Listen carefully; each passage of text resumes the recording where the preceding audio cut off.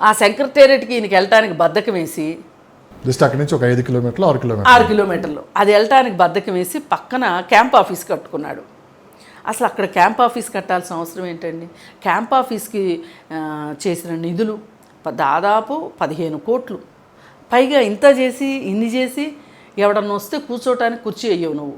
మనం ఎమ్మెల్యేలని మినిస్టర్ని ఎట్లా నుంచోబెట్టాడు చూసారుగా, ఓడిపోయినప్పుడు వాళ్ళని సమీక్ష సమావేశంలో.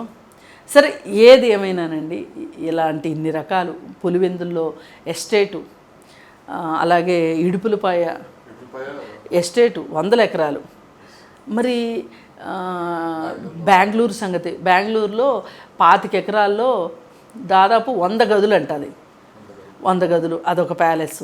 మరి ఇప్పుడు ఈ కలకత్తా, ఢిల్లీ వీటి గురించి ఎక్కడ బయటకైతే వార్తలు లేవు. కానీ ఆ రోజు వైఎస్ రాజశేఖర రెడ్డి చనిపోయిన రోజున కూడా దాదాపు 15-20 గంటల తర్వాత వచ్చాడు జగన్మోహన్ రెడ్డి. అప్పుడు కూడా కలకటాలో ఉన్నాడు అతను, ఆ ప్యాలెస్లో ఉన్నాడు. కలకటా ప్యాలెస్ నుంచి ఆడ వచ్చాడు. అది కూడా తొందరగా రాలా, హడావుడి పడతా అయ్యో నాన్న కనిపి ఢిల్లీ వాళ్ళన్నా గందరగోళపడ్డారు. కానీ మా నాయకుడు అని ఆయనకే బాధ లేదు, చిక్కు చింత లేకోకుండా వచ్చేసాడు. వచ్చి కరెక్ట్గా అక్కడుండే ఇన్స్ట్రక్షన్స్ ఇచ్చేశాడు, సంతకాలు అన్నీ రెడీ చేయండి అని చెప్పి ఎమ్మెల్యేలందరి చోటి సంతకాలు పెట్టించుకున్నాడు, ఈయనే ముఖ్యమంత్రి అన్నట్లు. అలా ఎన్నో అరాచకాలు చేశాడు. ఇప్పుడు తండ్రి చావుతోటే ఆ చావును అడ్డం పెట్టుకునే సీఎం అవ్వాలనుకున్నాడు ఇలాంటి అరాచకాలు చేయడని ఎందుకు అనుకుంటాం చెప్పండి? మనిషి అంటూ దిగజారటం మొదలెట్టాక దిగజారటమే ఉంటుంది. ఆయన నేను ఆర్థికంగా ఉన్నత శిఖరాలకు వెళ్తున్నాను అని అనుకుంటున్నాడు, కానీ ఆయన అధపాతాళానికి వెళ్ళాడు. అందుకే ఇవాళ 11 మంది ఎమ్మెల్యేలతోటి సరిపెట్టుకుని ఇవాళ ఏ మొహం పెట్టుకుని అసెంబ్లీకి వెళ్ళాలి అని ఆలోచిస్తున్న పరిస్థితుల్లో జగన్మోహన్ రెడ్డి ఉన్నాడు అంటే, ఇప్పుడు కావాల్సిన వాళ్ళందరితోటి స్టేట్మెంట్లు ఇప్పించుకునే పరిస్థితికి వచ్చాడు అంటే, ఇప్పుడు ఈ కావాల్సిన వాళ్ళందరూ ఇప్పుడు ఉండవల్లి గారు మొన్న ఒక పెద్ద ప్రెస్ మీట్ పెట్టేసేసి ఈ గెలుపుకు కారణం పవన్ కళ్యాణ్ అని ఆయన నిర్ధారించేశాడు. ఈ గెలిపించుకున్నది ప్రజలని కానీ, ప్రజలకు కడుపు మండి ఒళ్ళు మండి గెలిపించారు అని కానీ అనకుండా, ప్రజల్ని ఎక్కడా పరిగణలోకి తీసుకోకుండా, మరి ఆయనేమి నాయకుడో నాకు అర్థం కావట్లేదు. తలలు పండినంత మాత్రాన రాజకీయ నాయకులు అవుతారని అయితే అనుకోలేము, ఇప్పుడు అర్థమైంది. మరి ఆయన ఆ విధంగా జగన్మోహన్ రెడ్డిని ఒక్క ముక్క మాట్లాడలేదు. నువ్వు చేసిన ఇప్పుడు వచ్చి బయటకు వచ్చి చెప్పమనండి, ఈ విధంగా ప్యాలెస్లు కట్టుకోవచ్చా? కట్టుకుంటే కూడా మీరు సమర్థిస్తారా? ఇప్పుడు కూడా మేడం స్ట్రైట్గా ఒక ప్రశ్న అడుగుతాను. గతంలో భారతీ గారిని ఎవరన్నా పల్లెత్తి ఒక మాట అన్నాలన్నా కానీ భయపడేవాళ్ళు. సో సోషల్ మీడియాలో కావచ్చు, ఎక్కడైనా సరే భారతీ గారి పేరు తీసుకొని వస్తే సోషల్ మీడియా వేదికగా అటు కేసులు మొత్తం ఓవరాల్గా ఒక ఒంటికాల మీద లేసేవాళ్ళు. కానీ ఈ ప్యాలెస్లు కావచ్చు, కుటుంబ గొడవలు కావచ్చు, మొత్తం దీని అంతటికీ కారణం అంటే వైఎస్ఆర్సీపీ ఈరోజు ఇంత ఘోర ఓటమికి కూడా ప్రధాన కారణం భారతీ గారి ఐడియాలజీ కొంపముంచింది. భారతీ గారి ఆలోచనలో ఈ విధంగా ఈ ప్యాలెస్లు కావచ్చు, ఈ ఆస్తులు కావచ్చు అని చెప్పి ఇప్పుడు బయటకు వచ్చి చాలామంది మాట్లాడుతున్నారు. ఎంతవరకు అది మనం అంటే జగన్మోహన్ రెడ్డికి కొంచెం గ్రేస్ మార్కులన్నా వేద్దామని అనటమే కానీ, అసలు జగన్మోహన్ రెడ్డికి ఇష్టం లేకోకుండా భారతీయ ఆలోచనలు ఎంతవరకు వస్తాయండి? అసలు మామగారి అధికారాన్ని అడ్డం పెట్టుకుని ఆవిడ సూట్ కేసు కంపెనీలు ఎలా పెట్టగలుగుతుందండి? ఆ రోజు నుంచి మొదలెట్టి జగన్మోహన్ రెడ్డి చేయకుండా ఎక్కడ జరుగుతుందండి? ఆయనకున్న ఏకైక ఉద్యోగస్తుడు ఆడిటరు విజయసాయిరెడ్డి. ఒక్క విజయసాయిరెడ్డి ఎంప్లాయీ తోటి ఆయన సూట్ కేస్ కంపెనీలు పెట్టి అన్ని కోట్లు, వేల కోట్లు సంపాదించాడు. సరే, నువ్వు సీఎం అవ్వాలి అని ఆవిడ అనుకుంటే చెప్పలేం. కానీ ఒకవేళ వివేకానంద రెడ్డిని అవినాష్ రెడ్డికి అడ్డు తొలగించాలి అని ఆవిడ అనుకుంటే కాదనలేము. అత్తగారిని ఇంట్లో ఉండనివ్వకుండా అత్తా కోడళ్ళు పంచాయతీలాగా చేసి అత్తని ఇంట్లో ఉండనివ్వకుండా చేసింది అంటే ఒప్పుకోగలము. చెల్లెలకి సరిగా వాటాలు ఇవ్వనివ్వలేదు అంటే ఒప్పుకోగలం. కానీ ఈ రాజకీయ నిర్ణయాలన్నీ కూడా ఆమె భారతీయ చేసింది అని అనడానికి ఎలా కుదురుతుందండి? ఇంతమంది మనగాళ్ళందరూ ఏమైపోయారండి? వీళ్ళందరూ ఏం చేశారండి ఆ రోజు? అంటే వీళ్ళందరితో కూడా ఆమె చెప్పిందా? ఇది తప్పుడు మాట అండి. ఏంటంటే ఏ కుటుంబం అయినా బాగుంటే మగవాడి దక్షత అంటారు. ఆ కుటుంబం ఏదన్నా నాశనం అయితే ఆడపెత్తనం అంటారు. ఇది అనాదిగా వస్తున్నది. ఆడవాళ్ళని ఇంకొక మాట మీద ఇంకొక మాట అనడానికి పనికొస్తుంది తప్పితే ఈ తప్పుడు నిర్ణయాలన్నిటికీ కారణం జగన్మోహన్ రెడ్డి పిచ్చి. ఆ పిచ్చి పరాకాష్ఠకి వెళ్ళింది. కాకపోతే ఆ పిచ్చిని ఆవిడ ఆమోదించి ఉండొచ్చు, దాన్ని ఇంకొంచెం పెంచి ఉండొచ్చు, కానీ ప్యాంపర్ చేసి ఉండొచ్చు, కానీ ఆవిడ వల్ల అంటే మటుకు నేను ఒప్పుకోనండి. ఎందుకంటే ఈయనకైనా తక్కువ ఉన్నారు రాజకీయ సలహాదారులు. కానీ 150 సీట్లు ఇచ్చారు 2019లో. కానీ ఈరోజు ఒక్కసారిగా వాతావరణం మారిపోయింది.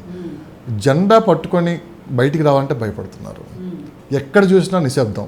వైఎస్ఆర్సీపీ పార్టీ ఉందా లేదా అనే పరిస్థితికి వెళ్ళిపోయింది. అంటే వీళ్ళు తీసుకున్న నిర్ణయాలు కావచ్చు. ఇప్పుడు చాలామంది ఎక్స్ఎమ్మెల్యేలు అంటే గతంలో ఎమ్మెల్యేలు నోరు విప్పుతున్నారు. ఆ రోజు మాకు ముఖ్యమంత్రిని కలవటానికి కూడా అవకాశం ఇవ్వలేదు, గంటల లెక్క కాదు, వారాల లెక్క కాదు, నెలల లెక్క కూడా మేము వెయిట్ చేసినా కానీ అవకాశం ఇవ్వలేదు, అందుకే ఇలాంటి పరిస్థితి వచ్చిందని చెప్పి కూడా వాళ్ళు అంటున్నారు. అంటే డబ్బులు ఇసిరేస్తే ఓట్లు వేస్తారనేది వీళ్ళు అనుకున్నారు, కానీ దానికి అంతా రివర్స్ జరిగింది.